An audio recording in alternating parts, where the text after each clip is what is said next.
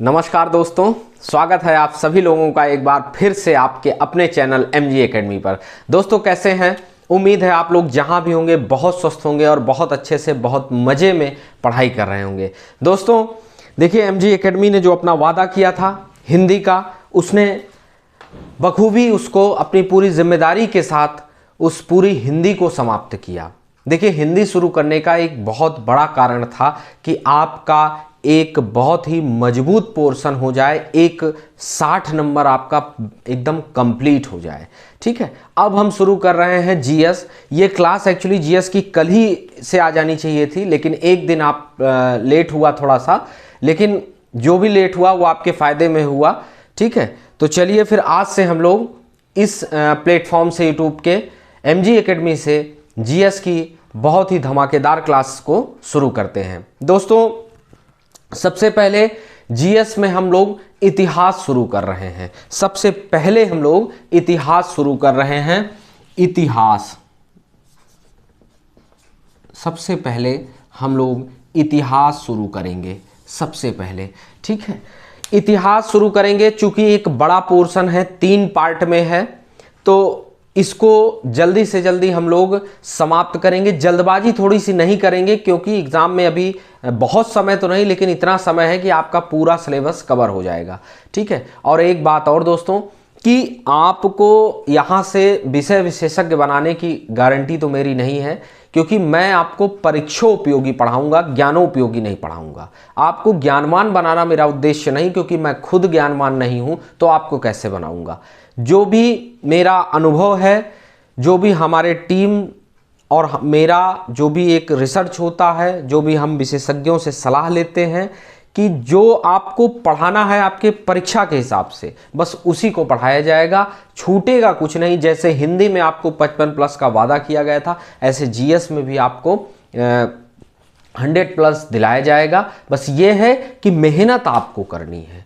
पढ़ाने को हम आपको सब कुछ पढ़ाएंगे। देखिए, हमने हमेशा कहा है कि पढ़ाई का कोई भी शॉर्टकट नहीं होता है। पढ़ाई कभी भी इधर से हो गई, आगे से हो गई, पीछे से हो गई, बीच का जो छूट गया, अगर क्वेश्चन वहीं से आ गया, क्योंकि कोई ये कह दे कि मैं आयोग के मूड को बहुत अच्छे से जानता हूं, तो ये कहना बिल्कुल अतिशयोक्ति होगा। ठीक है, कहाँ से पूछ ले, कौन सा प्रश्न उठा ले, इसलिए पढ़ाया सब जाएगा। जो बहुत इंपॉर्टेंट है उस पर फोकस थोड़ा सा ज़्यादा किया जाएगा। ठीक है, तो इतिहास पढ़ने से पहले या कोई भी सब्जेक्ट पढ़ने से पहले दोस्तों हम उसका मतलब जानते हैं, तभी थोड़ा सा मैं आज की क्लास में थोड़ा सा आपका दृष्टिकोण इतिहास की तरफ ले जाऊंगा, क्योंकि जब तक एक मजबूत दृष्टिकोण नहीं होता ना, सब्जेक्ट को पढ़ने में मज़ा नहीं आता है। इतिहास बहुत ही एक मतलब एक ऐसा सब्जेक्ट है कि जिसको आप पढ़ेंगे ना तो बस पढ़ते जाएंगे और मज़ा आता जाता है। ठीक है, चलिए इतिहास पढ़ते हैं और इतिहास का मतलब सबसे पहले जानते हैं। सबसे पहले किसी भी चीज़ का मतलब जानते हैं, किसी भी सब्जेक्ट का। इतिहास 2 शब्दों से मिलकर बना है, इति प्लस हास। ठीक है, इति प्लस हास। इति का जो मतलब होता है, इति का जो मतलब होता है ऐसा। इति का मतलब होता है, इति का मतलब होता है ऐसा, और हास का मतलब होता है ही हुआ। ही हुआ मतलब समझ में आया? नहीं आया, कम आया, कोई बात नहीं। अर्थात इसको अर्थात लिखते हैं। इतिहास का मतलब होता है अर्थात निश्चित रूप से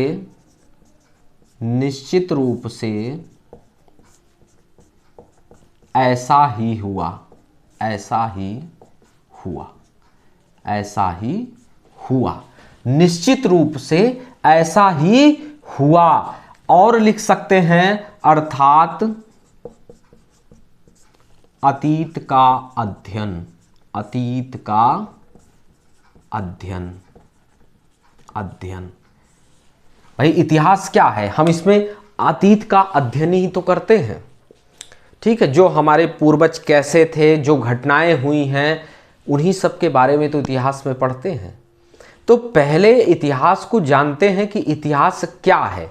तो हमने आपको बताया कि इति प्लस हास शब्द से बना है ऐसा ही हुआ, अर्थात निश्चित रूप से ऐसा ही हुआ, अर्थात अतीत का अध्ययन, अतीत का अध्ययन। लेकिन इसकी शुद्ध परिभाषा कैसे लिखेंगे? देखिए, इतिहास पढ़ने से पहले जानते हैं कि क्या है, तो क्या है जान गए, इसकी शुद्ध परिभाषा क्या होगी, इसकी शुद्ध परिभाषा कैसे लिखेंगे, इसकी शुद्ध, क्योंकि जब तक शुद्ध परिभाषा नहीं समझ में आएगा, अभी भी कई लोगों को डाउट होगा कि इतिहास की परिभाषा कैसे लिखेंगे। इतना लिख देने से तो काफी नहीं है, मतलब फिक्स हो गया कि इतिहास का मतलब यही होता है, पर इसकी शुद्ध परिभाषा क्या होती है?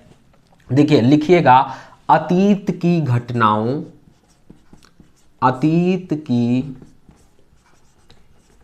घटनाओं, अतीत की घटनाओं, अतीत की घटनाओं का कालक्रम, कालक्रम के अनुसार, अतीत की घटनाओं का कालक्रम के अनुसार, कालक्रम के अनुसार प्रामाणिक दृष्टिकोण से, प्रामाणिक दृष्टिकोण से, प्रामाणिक दृष्टिकोण, अतीत की घटनाओं का कालक्रम के अनुसार प्रामाणिक दृष्टिकोण से संपूर्ण अध्ययन, संपूर्ण अध्ययन इतिहास कहलाता है, इतिहास कहलाता है। समझ में आया? कोई अभी भी दिमाग में डाउट है? क्लियर कर दिया कि ऐसा ही हुआ, अर्थात निश्चित रूप से ऐसा ही हुआ। अतीत का अध्ययन करते हैं, परिभाषा लिख दिया कि अतीत की घटनाओं का कालक्रम के अनुसार प्रामाणिक दृष्टिकोण से। देखिए, शब्दों पे हमेशा सब्जेक्ट में ध्यान रखिएगा, शब्दों पे ध्यान रखिएगा। हमने क्या लिखा कि प्रामाणिक दृष्टिकोण से, प्रामाणिक दृष्टिकोण से संपूर्ण अध्ययन, संपूर्ण अध्ययन इतिहास कहलाता है।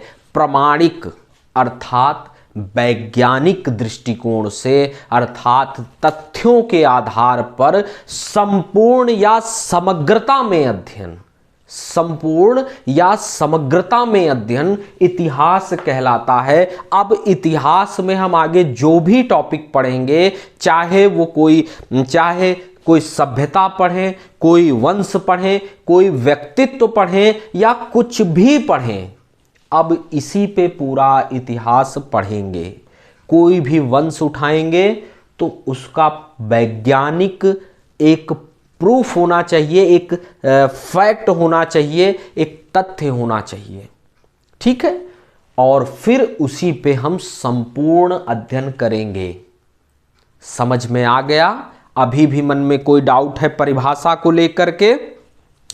संपूर्ण अध्ययन करेंगे। और देखिए, संपूर्ण अध्ययन में किसी वंश, किसी सभ्यता, किसी भी चीज की जब हम उसको पढ़ते हैं, उसको समझते हैं, उसकी जानकारी लेते हैं, तो दो ही चीजें होती हैं, या तो परिवर्तन या विकास, परिवर्तन या विकास। अब ये दो चीज रूप में हो सकता है, ये सकारात्मक भी हो सकता है और ये नकारात्मक भी हो सकता है, ठीक है।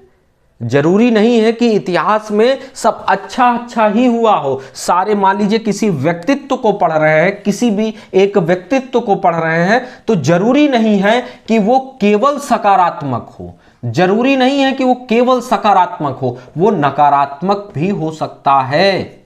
किसी वंश को पढ़ेंगे, किसी व्यक्तित्व को पढ़ेंगे, किसी सभ्यता को पढ़ेंगे, किसी स्थान को पढ़ेंगे, तो जरूरी नहीं है कि वहां का इतिहास केवल सकारात्मक हो, नकारात्मक भी हो सकता है। सकारात्मक जब होता है तो विकास होता है, सकारात्मक जब होता है तो विकास होता है, और जब नकारात्मक इतिहास होता है तो विनाश होता है, विनाश, ठीक है। लेकिन हमको विकास और विनाश इतिहास पढ़ना है तो दोनों को देखते चलना है, ठीक है।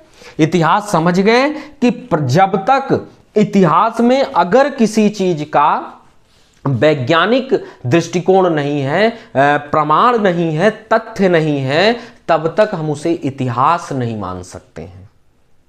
ठीक है, किसी भी चीज को, अगर किसी चीज का कोई भी तथ्य नहीं है, वैज्ञानिक तथ्य नहीं है, तो हम उसे इतिहास में नहीं रख सकते हैं। ठीक है, जिसका वैज्ञानिक तथ्य होगा, प्रमाण होगा, उसी को हम इतिहास के अंतर्गत पढ़ते हैं।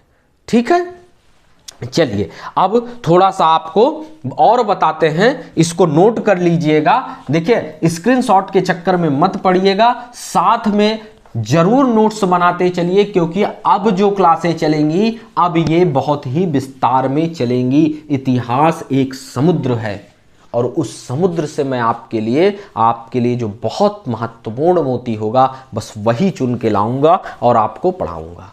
ठीक है, तो अब कुछ भी काट छांट नहीं, बहुत ही सीरियस मोड से आपको पढ़ाई करनी है, बहुत ही एकाग्रता के साथ पढ़ाई करनी है। ठीक है, अगर वास्तव में सिलेक्शन चाहिए तो अब बिल्कुल समय मत खराब करिए। हिंदी पढ़ाई गई है, उसको अगर अभी तक आप नहीं पढ़े हैं तो प्लेलिस्ट में जाइए, RO हिंदी की प्लेलिस्ट बना दी गई है, उस पूरी प्लेलिस्ट में एक एक टॉपिक को डेली पढ़िए और अब GS की क्लास को बिल्कुल मिस मत करिए। 2 ही 4 दिन में आपको 2 क्लासें मिलने लगेंगी, इतिहास के साथ साथ यूपी स्पेशल भी मिलेगी। ठीक है, जो शुरू करूंगा उसको पूरा समाप्त करने का मेरा वादा है। इतिहास आपको 0 से, आज की जो क्लास है ये आप में एक दृष्टिकोण डेवलप करने की क्लास है, समझ लीजिए। इतिहास को समझने का, ऐसे में डायरेक्ट कुछ भी पढ़ाने लगता कि लो भैया ये पाषाण काल है, लो भैया ये हड़प्पा सभ्यता है, और पढ़ा के फैक्ट लिखा देता आपको, बिल्कुल। लेकिन मेरा उद्देश्य है कि बहुत ये जो जितना लिखा दिया ना, अगर PCS की जो परीक्षा दे रहे हैं, अगर कभी भी इतना पूछ ले और यही परिभाषा आपने लिख दिया तो मेंस में आपको 125 शब्दों में आएगा, पूरा का पूरा नंबर मिलेगा। ठीक है, तो क्लास लेते चलिए। ठीक है, चलिए, जब हम इतिहास पढ़ते हैं तो पहले हम उसकी क्या है समझ गए, उसकी परिभाषा समझ गए। परिभाषा हमने लिखा दिया, आप समझ गए, परिभाषा समझ गए। ठीक है, परिभाषा समझ गए। उसके बाद जब हम पढ़ते हैं कि इतिहास के स्रोत क्या हैं, स्रोत क्या हैं। ठीक है, अब हम पढ़ेंगे कि भाई परिभाषा तो समझ गए, ठीक है, अब जानते हैं कि इसको जानने को, इतिहास को जानने को हम कैसे जानेंगे। तब तो मोबाइल युग था नहीं, इंटरनेट युग था नहीं। ठीक है, कि बस जल्दी सर्च करेंगे आ जाएगा सब। कैसे जानेंगे, कैसे जाना हम लोगों ने। ठीक है, तो इसके स्रोत क्या क्या हैं। इसके स्रोत 2 होते हैं। एक होता है पुरातात्विक साक्ष्य, पुरातात्विक साक्ष्य, पुरातात्विक, और एक होता है पुरातात्विक साक्ष्य होता है, और एक होता है साहित्यिक साक्ष्य। साहित्यिक साक्ष्य, पुरातात्विक साक्ष्य और साहित्यिक साक्ष्य। अब जब भी इतिहास में किसी भी टॉपिक को पढ़ेंगे, चाहे वो वंश हो, चाहे वो सभ्यता हो, चाहे वो व्यक्तित्व हो, कुछ भी पढ़ेंगे, ये उस वंश का, उस व्यक्ति का क्या पुरातात्विक साक्ष्य है, क्या साहित्यिक साक्ष्य है। ठीक है, इसी के साथ हम पढ़ते हैं। ठीक है, देखिए पुरातात्विक साक्ष्य में क्या क्या आते हैं। अब आप शब्दों को पकड़ते जाइए कि भाई पुरातात्विक साक्ष्य, ठीक है, मान लिया हम कि पुरातात्विक साक्ष्य होंगे, पर पुरातात्विक साक्ष्य के अंतर्गत आते क्या क्या है, जानना भी तो जरूरी है। नहीं तो हम कैसे जानेंगे कि पुरातात्विक साक्ष्य क्या है। ठीक है, तो देखिए पुरातात्विक साक्ष्य जो होता है, जो हमें जब किसी स्थल की खुदाई होती है या कुछ कोई स्थल हमें प्राप्त हो, वहां से कुछ उपकरण मिलते हैं, कुछ उपकरण मिलते हैं। उपकरण समझ रहे हैं आप। ठीक है, मृदभांड मिलते हैं, मृदभांड मिलते हैं। ठीक है, उपकरण मिलते हैं, मृदभांड मिलते हैं, अभिलेख मिलते हैं, अभिलेख मिलते हैं, सिक्के मिलते हैं, सिक्के मिलते हैं, कहीं कहीं भवन मिलते हैं। तो ये जो होते हैं भाई, किसी जगह की खुदाई हुई, वहां से कुछ उपकरण मिल गए, मृदभांड मिल गए, अभिलेख मिल गए, सिक्के मिल गए, भवन मिल गए, मूर्तियां मिल गई, कुछ भी मिल गया, वो पुरातात्विक साक्ष्य होगा। फिर उसे वैज्ञानिक दृष्टिकोण से उसे प्रमाण, वही प्रमाण होता है कि यहां ऐसी सभ्यता थी, ऐसा वंश था, ऐसे लोग थे। ठीक है, चलिए अपने पूर्वजों के बारे में ये जो मिलते हैं ये पुरातात्विक साक्ष्य होते हैं, उनको जानने में सहायक होते हैं। देखिए साहित्यिक साक्ष्य में क्या होता है? साहित्यिक साक्ष्य में होता है, एक तो धार्मिक होता है, दो होते हैं, एक धार्मिक होता है, एक धार्मिक होता है और एक लौकिक होता है। लौकिक साक्ष्य, एक एक चीज यहां डिफाइन की जाएगी। देखिए इतिहास एक ऐसा विषय है जिसको पढ़ाने में इतना मजा आता है, उतना ही पढ़ने। और एक चीज बताऊं, अगर आपका इंटरेस्ट आज से नहीं था तो केवल और केवल आज की क्लास लीजिए, आपका इंटरेस्ट डेवलप ना हो जाए इतिहास में तो अगले दिन की क्लास मत ज्वाइन करिएगा।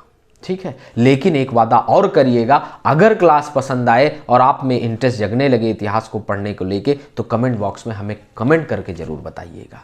ठीक है, चलिए देखिए धार्मिक साक्ष्य होते हैं और लौकिक साक्ष्य भी होते हैं। ठीक है, इसको धार्मिक साहित्य कहते हैं, इसको लौकिक साहित्य कहते हैं। ठीक है, धार्मिक साहित्य में क्या क्या आ जाते हैं? धार्मिक साहित्य में क्या क्या आ जाते हैं? जैसे धार्मिक साहित्य में क्या क्या आ जाएंगे? जैसे वैदिक साहित्य आ जाएंगे। ठीक है, वैदिक आ जाएंगे, वैदिक साहित्य। ठीक है, जैन धर्म आ जाएगा, बौद्ध धर्म आ जाएगा। ठीक है, यही सब तो बताते हैं कि मतलब यही तो इन्हीं के तो उससे प्रमाण मिलता है, जो इनकी किताबें आई, जो इनका जो कुछ भी इनकी शिक्षाएं हैं, उससे पता चलता है कि ये साहित्य के साथ, इनके जो साहित्य हैं, चाहे वो जैन धर्म के साहित्य हों, चाहे बौद्ध धर्म के साहित्य हों, इन्हीं सब से तो पता चलता है। ठीक है, कि तो इनको क्या है, धार्मिक साहित्य में रखते हैं। ठीक है, धार्मिक साहित्य में रखते हैं। लौकिक साहित्य क्या क्या होता है? लौकिक साहित्य क्या क्या होता है भैया? लौकिक साहित्य जैसे कौटिल्य का अर्थशास्त्र, कौटिल्य का अर्थशास्त्र, कौटिल्य का अर्थशास्त्र, कौटिल्य का अर्थशास्त्र। ठीक है, कौटिल्य का अर्थशास्त्र। कुछ विदेशी विवरण मिलते हैं, जैसे वैनसांग वगैरह आए तो इन्होंने जो विवरण दिया। ठीक है, ये लौकिक साहित्य के अंतर्गत, लौकिक साक्ष्य के अंतर्गत आते हैं। कौटिल्य का अर्थशास्त्र हो गया, विदेशी विवरण हो गया। ठीक है, और जैसे पाणिनि का अष्टाध्यायी, पाणिनि का अष्टाध्यायी, अष्टाध्यायी, पाणिनि का अष्टाध्यायी, पाणिनि का अष्टाध्यायी, पाणिनि का अष्टाध्यायी। ठीक है, आपको दिखने में कोई दिक्कत तो नहीं हो रही है? अगर हो तो कमेंट बॉक्स में जरूर बताइएगा, क्योंकि बहुत इंपॉर्टेंट क्लास है, दिखना बहुत जरूरी है। ठीक है, कल्हड़ की राजतरंगिणी, कल्हड़ की राजतरंगिणी, राजतरंगिणी, तरंगिणी, ये सब क्या है, लौकिक साहित्य हो जाते हैं। ठीक है, कुछ चीनी यात्री, विदेशी, कौटिल्य का अर्थशास्त्र बताता है उस समय के बारे में। विदेशी विवरण में जैसे कुछ चीनी यात्री आए, कुछ अरबी यात्री आए, कुछ ग्रीक यात्री आए। ठीक है, ये सब क्या, ये विदेशी विवरण है। पाणिनि का अष्टाध्यायी हो गया, कल्हड़ की राजतरंगिणी हो गई, ये सब उस समय के बारे में हमें बताते हैं। ये हमारे लौकिक साक्ष्य होते हैं, लौकिक साहित्य। ठीक है, तो समझ गए भैया इतिहास क्या है, इतिहास की शुद्ध परिभाषा क्या है, स्रोत क्या है। स्रोत दो होते हैं, पुरातात्विक साक्ष्य और साहित्यिक साक्ष्य। पुरातात्विक साक्ष्य में उपकरण, मृदभांड, अभिलेख, सिक्के, भवन हो गए। साहित्यिक साक्ष्य में दो होते हैं, एक तो धार्मिक साहित्य, एक लौकिक साहित्य होता है। धार्मिक साहित्य में वैदिक युग या वैदिक साहित्य, जैन धर्म, बौद्ध धर्म, ठीक है, इनके जो साहित्य हैं यही सब हमें साक्ष्य प्रदान करते हैं। ठीक है, और लौकिक साहित्य में कौटिल्य का अर्थशास्त्र, विदेशी विवरण, पाणिनि का अष्टाध्यायी, कल्हड़ की राजतरंगिणी, ऐसे बहुत सारे विदेशी विवरण में जो भी यात्री वगैरह आए, जो उन्होंने अपना विवरण दिया, वो भी जब हमें मिलते हैं तो हमारे उस समय के बारे में हम उसको और अच्छे से डिफाइन कर पाते हैं। ठीक है, और इसके बाद जब ये सारी चीज़ों की जानकारी हमें हो जाती है, अब हम समझ गए कि कैसे हम, स्रोत क्या है जानने के, इतिहास को जानने का स्रोत क्या है। जब ये हम समझ जाते हैं तो फिर हम उसके भाग के बारे में पढ़ते हैं, इतिहास के भाग के बारे में पढ़ते हैं। ठीक है, चलिए इसका स्क्रीनशॉट ले लीजिए, हम आपको इसके आगे बढ़ाते हैं। ठीक है, देखिए इतिहास यहाँ से आते तो हर विषय से बहुत अच्छे हैं, लेकिन देखिए इतिहास पढ़ना इसलिए भी आपको ज़रूरी होता है क्योंकि आप एक जिम्मेदारी के पद पे जा रहे हैं, समीक्षा अधिकारी बनने जा रहे हैं, कुछ लोग पीसीएस की परीक्षा दे रहे हैं, तो आप एक प्रशासक बनने जा रहे हैं। तो प्रशासक के लिए ये सब जानना उसके शासन प्रशासन में बड़ी मदद करता है। ठीक है, जब आप प्रशासक बन जाएंगे, अभी तो आप एग्जाम पास कर लेंगे, तो केवल एग्जाम पॉइंट ऑफ व्यू से नहीं है, ये आपके आगे जब आप प्रशासक बन के प्रशासन करेंगे तो उसमें भी बहुत काम देगा। ठीक है, इसलिए इस सब्जेक्ट को बहुत ही, सारे सब्जेक्ट बहुत इंपॉर्टेंट है, पर इतिहास को बहुत बेहतर तरीके से पढ़िएगा। ठीक है, बहुत समझ के, इसीलिए आज की जो क्लास है केवल आपका दृष्टिकोण डेवलप कर रहा हूं, एक आपके सामने एक मैप तैयार कर रहा हूं कि आप समझ जाएं कि हम कैसे, हमको पढ़ना है, क्या पढ़ना है। ठीक है, तो जब हम जान लेते हैं कि इतिहास क्या है, उसकी परिभाषा क्या है, उसके स्रोत क्या है, तब हम उसके भाग के बारे में पढ़ते हैं। देखिए परिभाषा पढ़ लिया, परिभाषा पढ़ लिया, क्या है पढ़ लिया, ठीक है, उसके स्रोत पढ़ लिए। अब हम पढ़ेंगे कि इसके भाग क्या है, इसके भाग क्या है, इतिहास के भाग क्या हैं। तो भैया इसको जो है 3 भागों में बांटा जाता है। ठीक है, पहला प्राग ऐतिहासिक काल, प्राग ऐतिहासिक काल, प्रागैतिहासिक काल,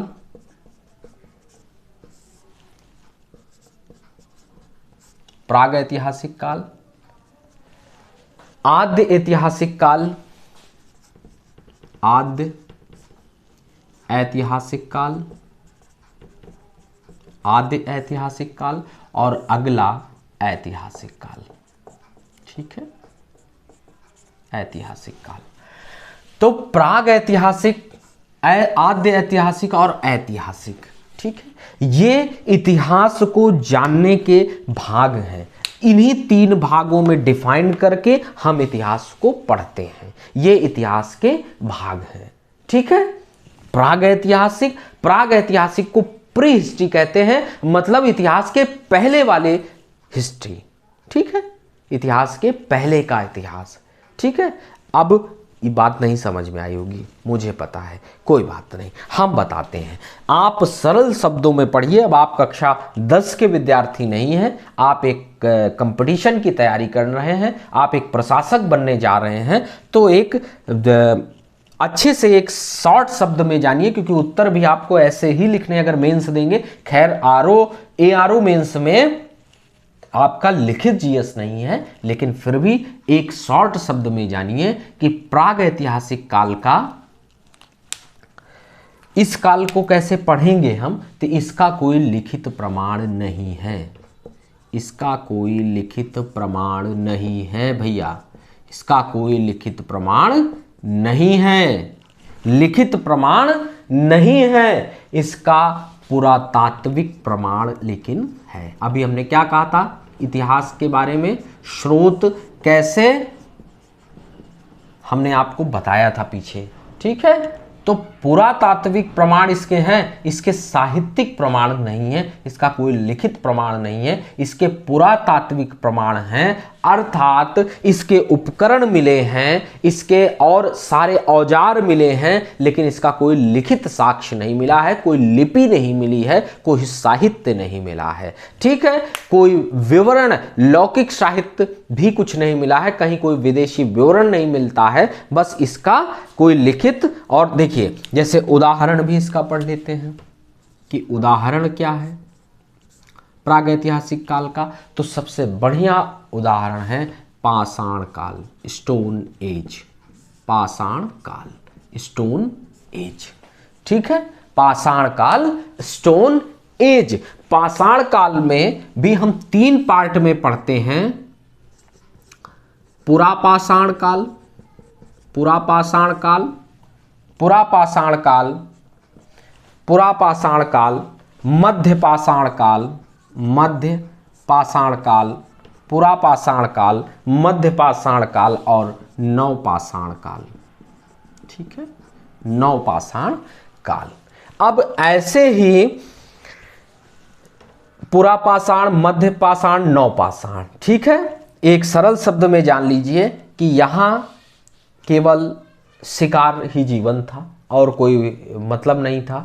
ठीक है, मध्य पाषाण में थोड़ा बहुत डेवलप हुआ, आग की खोज हो गई, मांस वगैरह पका के खाने लगे। नवपाषाण का देखिए, यहां से पशुपालन शुरू हुआ था, यहां से पशुपालन मध्य पाषाण से शुरू हुआ था, लेकिन व्यवस्थित रूप में नवपाषाण काल से। ये उस युग के मानव के लिए, हमारे पूर्वजों के लिए नवपाषाण काल एक क्रांति काल था, एक बहुत ही डेवलप काल था, यही समझ लीजिए। ठीक है, यहीं से कृषि शुरू हुई, यहीं से इनका स्थायी निवास शुरू हुआ, यहीं से इनका समाज शुरू हुआ। यहाँ तक इनका कोई स्थायी निवास नहीं था। ठीक है, आज यहाँ है, कल कहीं और है। ठीक है, मार के खाना जानवरों को, कच्चा खा लेना, यही सब इनका जीवन था, घास फूस खा लेना। ठीक है, यहाँ से जब आग की खोज हुई तो सबसे बड़ी इनकी जो सबसे बड़ा जो इनका एक बदलाव था वो आग थी। आग ने क्या क्या किया, इनको पका भोजन मिलने लगा। इन ये समझ गए, मांस को किसी दिन कभी पका के खाया होगा, उस आग में भुन गया होगा, खा लिया होगा, इनको स्वाद समझ में आया होगा, तो ये इनके लिए उस समय बहुत बड़ा बदलाव था। ठीक है, ठंड से इनको बचाने लगी। आग की जब खोज हो गई तो जो ठंड में इधर उधर भागते थे, तो ठंड में इनका एक जगह एकत्रित होने लगे। लेकिन जब नवपाषाण आया तो ये कृषि करने, थोड़ी बहुत कृषि करने लगे। ठीक है, ये पशुपालन का यहीं से मिलता है, लेकिन ये स्थायी रूप से व्यवस्थित पशुपालन करने लगे। और सबसे पहले जो पशु पाला गया था वो कुत्ता था। और मवेशी में जो सबसे पहले, अगर कभी आ जाए क्वेश्चन कि सबसे पहले कौन सा पशु पाला गया, तो कुत्ता सबसे पहले पालतू पशु था। और अगर आ जाए कि मवेशी सबसे पहले, तो भेड़ और बकरियां सबसे पहले पाली गई। ठीक है, कोई डाउट? ये आपके लिए कुछ फैक्ट हैं, इनको कहीं भी इंपॉर्टेंट करके स्टार लगा के नोट कर लीजिए, क्योंकि क्वेश्चन कभी भी आ सकता है। ठीक है, और आपके आरओ में फैक्ट के रूप में 50 से 60 क्वेश्चन जरूर रहते हैं, हर बार रहते हैं। ठीक है, तो चलिए, ये हो गया हमारा प्रागैतिहासिक काल। अब हम पढ़ते हैं कि ऐतिहासिक काल क्या है। ठीक है, ठीक है, आद्य ऐतिहासिक। आद्य ऐतिहासिक इसका क्या है भैया? इसका लिखित प्रमाण है, इसका हमें लिखित प्रमाण मिला है, अर्थात इस युग का, इस काल का लिखित प्रमाण है। ठीक है, हो गया। और इसका पुरातात्विक भी प्रमाण है, पुरातात्विक प्रमाण है, पुरातात्विक प्रमाण है। ठीक है, समझ गए? प्रागैतिहासिक में कोई डाउट नहीं। आद्य ऐतिहासिक में लिखित प्रमाण भी है और पुरातात्विक प्रमाण भी है, लेकिन दुर्भाग्य है हमारा कि हम इस लिपि को अभी तक पढ़ नहीं पाए हैं। लिपि अपठनीय रह गई, लिपि अपठनीय है, अपठनीय है। मिला है कि कुछ लिखित प्रमाण मिले हैं कि उस समय हमारे पूर्वज लिखते थे, लेखन शैली का विकास हो चुका था आद्य ऐतिहासिक काल में, लेकिन ये अपठनीय है, यहां लिपि को पढ़ा नहीं जा सका है।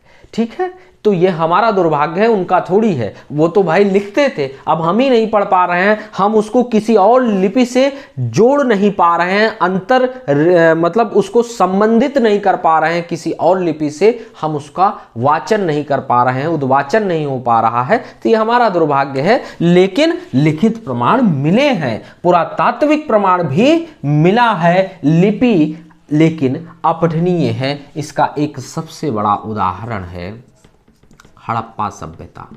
हड़प्पा सभ्यता, हड़प्पा सभ्यता, ठीक है।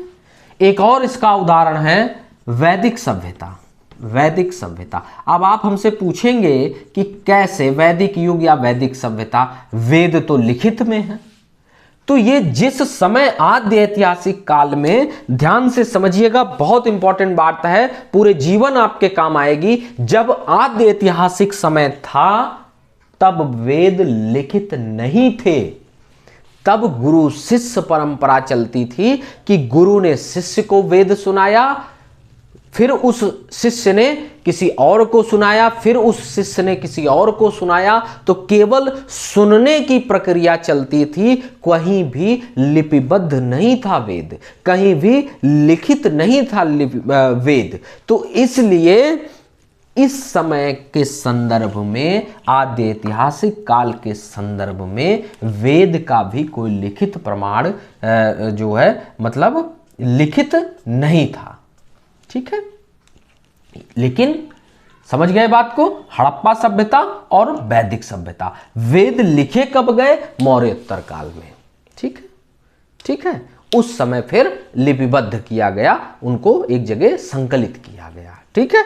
तो चलिए, ये हमारा जो है एक बढ़िया वो था। उसके बाद हम पढ़ते हैं, उसके बाद हम पढ़ते हैं ऐतिहासिक। इसको हम थोड़ा सा, चूंकि जगह कम है तो इसको आप नोट कर लीजिए, इसको मिटाते हैं और ऐतिहासिक आपको समझाने की कोशिश करते हैं, ठीक है। अभी भी हमने बहुत अच्छे से समझाया, फिर भी कोई दिक्कत हो तो आप हमें कमेंट जरूर करें, ठीक है। चलिए, ऐतिहासिक काल को समझते हैं। ऐतिहासिक काल को समझते हैं, ऐतिहासिक काल को यहां से समझते हैं, ठीक है। ऐतिहासिक काल को समझते हैं।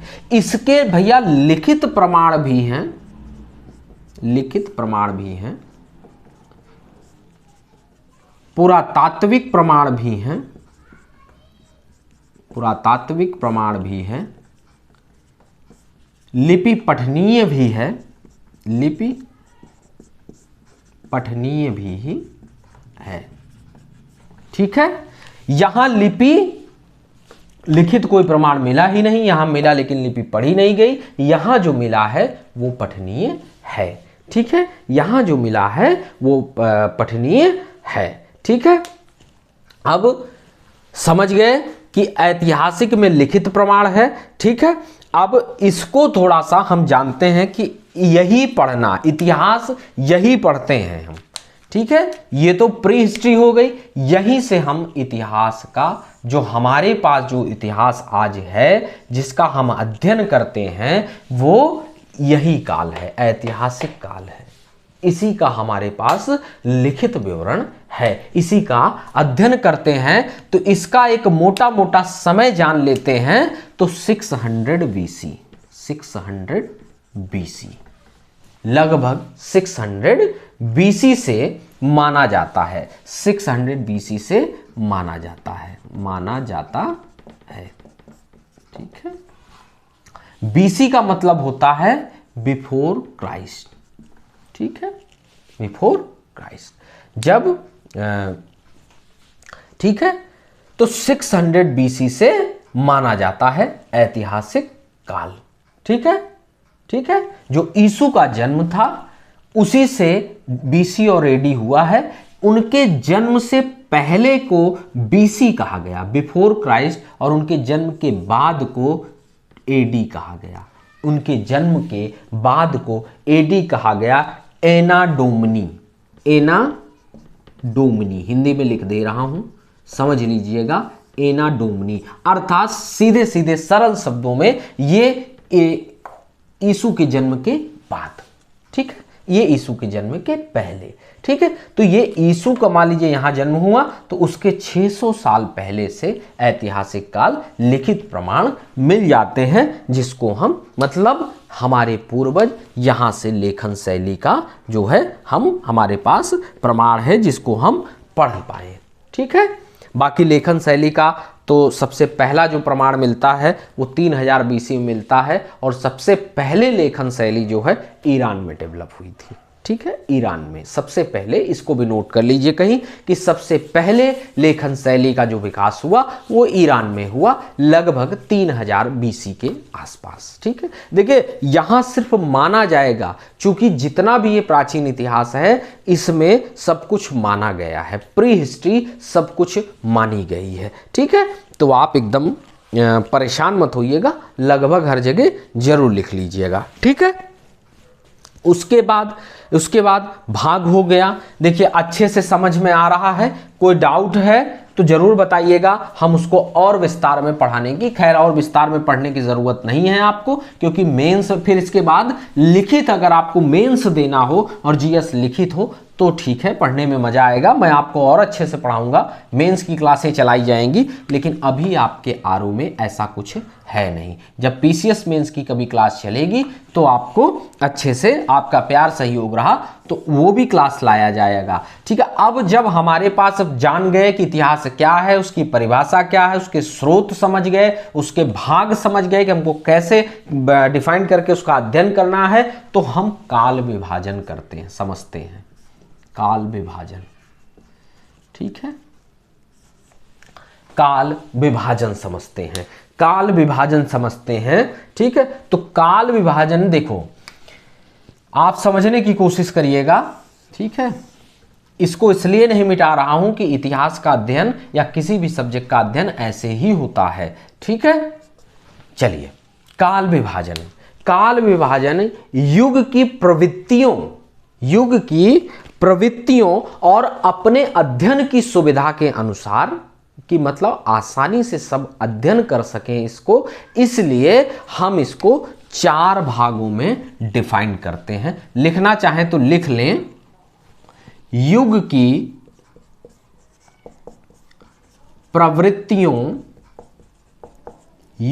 प्रवृत्तियों और अध्ययन की सुविधा की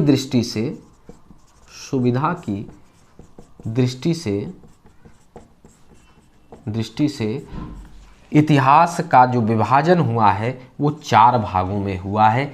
एक पहला है प्राचीन काल, दूसरा है मध्यकालीन,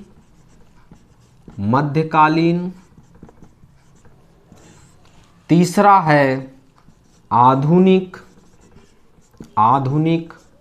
और चौथा है समकालीन।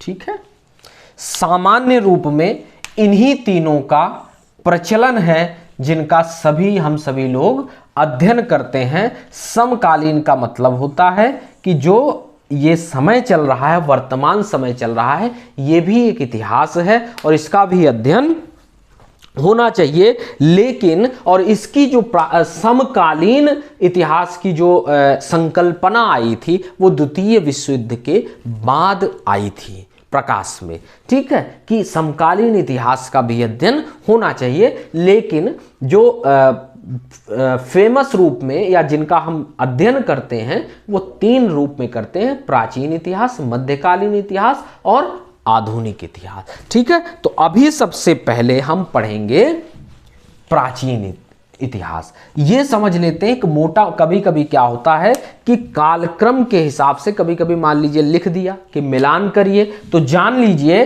कि प्रागैतिहासिक काल से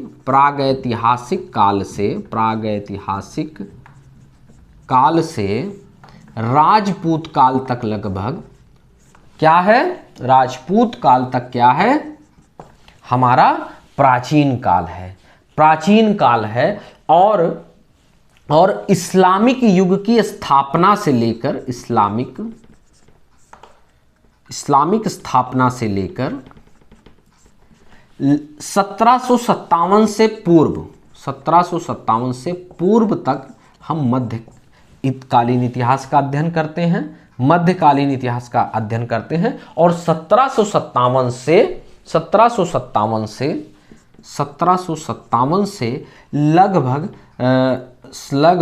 1945 या 47 तक का अध्ययन आधुनिक इतिहास के अंतर्गत आता है। वैसे जो प्रामाणिक है, जो जिसको आधुनिक इतिहास के रूप में पढ़ते हैं, वो 45 तक ही माना गया है, जो इतिहासकारों ने माना है, लेकिन किसी किसी ने 47 तक आधुनिक इतिहास का काल माना है। ठीक है, तो इसलिए ये भी जानना आपका जरूरी है कि 47 तक भी कुछ इतिहासकारों ने आधुनिक समझ गए। कभी मिलान करने को आ जाए और एक तरफ लिखा होगा प्रागैतिहासिक काल से राजपूत काल, इस्लामिक से 1757 से पहले और 1757 से 1945 या 47 तक, और इधर काल लिख देंगे, आपको मिलान करना होगा, गलत नहीं होना चाहिए, ऐसे ही नोट कर लीजिए। ठीक है, कि प्राचीन काल प्रागैतिहासिक काल से राजपूत काल तक, मध्यकालीन इस्लामिक स्थापना से लेकर के 1757 तक, 1757 से पहले तक,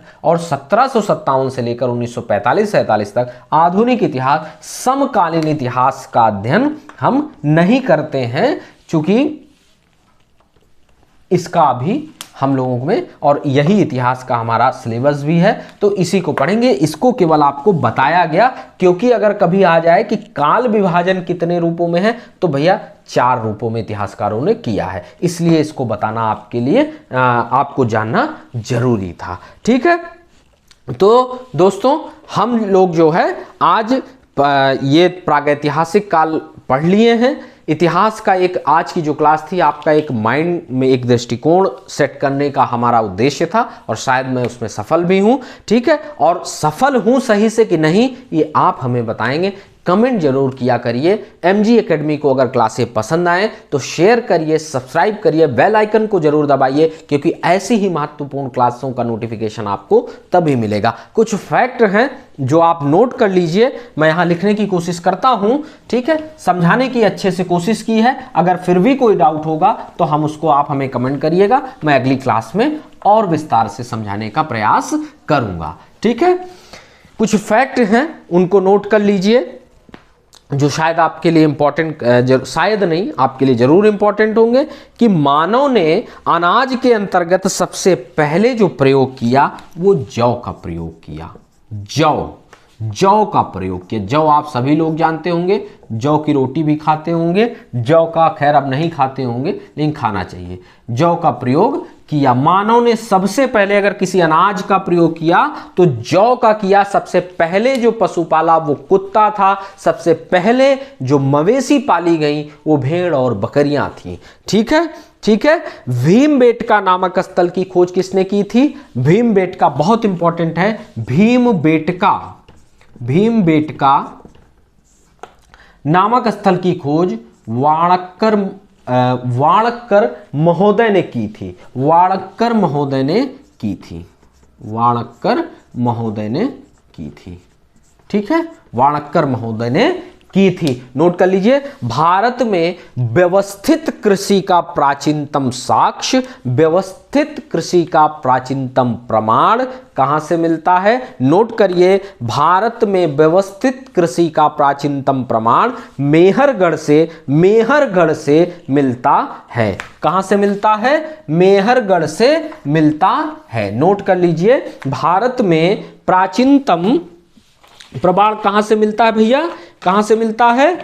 कहां से मिलता है? मेहरगढ़ से मिलता है। ठीक है, कोई डाउट नहीं होना चाहिए। ठीक है, नहीं होना चाहिए। ठीक है, समझ गए। अगर प्रश्न आ जाए कि प्रथम कृषि का साक्ष्य कहां से मिलता है, प्रथम कृषि का साक्ष्य कहां से मिलता है, प्रथम कृषि का साक्ष्य कहां से मिलता है, प्रथम कृषि का देखिए, प्रश्न को समझिएगा। हमेशा इतिहास में शब्दों का ही हेरफेर होता है और प्रश्न गलत हो जाता। अगर आए कि व्यवस्थित कृषि का प्राचीनतम प्रमाण, तो मेहरगढ़ से। कहां से? मेहरगढ़ से। प्रथम कृषि का मेहरगढ़ से। प्रथम कृषि का मेहरगढ़ से। लेकिन अगर प्रश्न लिखा हो कि भारतीय उपमहाद्वीप में कृषि के प्राचीनतम साक्ष्य कहां से मिले हैं, तो उत्तर प्रदेश के संत कबीर नगर जिले के लहुरा देव नामक स्थल से। ठीक है, लहुरा देव नामक स्थल से। और लिख लीजिए कि युद्ध का प्राचीनतम साक्ष्य, युद्ध का प्राचीनतम साक्ष्य, प्राचीनतम साक्ष्य, साक्ष्य सराय नाहर से। ये जितने जो भी मैं कुछ फैक्ट लिखा रहा हूं इनको जरूर लिखिए, वीडियो पॉज करके लिखिए या कैसे भी नोट जरूर करिए। मैं शॉर्ट में लिख रहा हूं, आप विस्तार से ऐसे ही शॉर्ट में ही बनाइएगा ताकि समझ में आए। युद्ध का प्राचीनतम साक्ष्य सराय नाहर राय से, सराय नाहर राय से, सराय नाहर राय से। ठीक है। एक ही कब्र से 3 मानव कंकाल कहां से प्राप्त हुए हैं? दमदमा से। दमदमा नामक स्थल से एक ही कब्र से 3 मानव कंकाल प्राप्त हुए हैं। ठीक है। एक और इंपॉर्टेंट सवाल है जो शायद करंट के रूप में भी यूज किया जा सकता है कि राष्ट्रीय मानव संग्रहालय, जिसका अब नाम है इंदिरा गांधी मानव संग्रहालय, भोपाल मध्य प्रदेश में स्थित है। कहां स्थित है भैया? भोपाल मध्य प्रदेश में स्थित है। ठीक है। भोपाल मध्य प्रदेश में स्थित है। ठीक है। ठीक है। ठीक है। ठीक है। कोई डाउट? कोई डाउट? नाम लिख दें।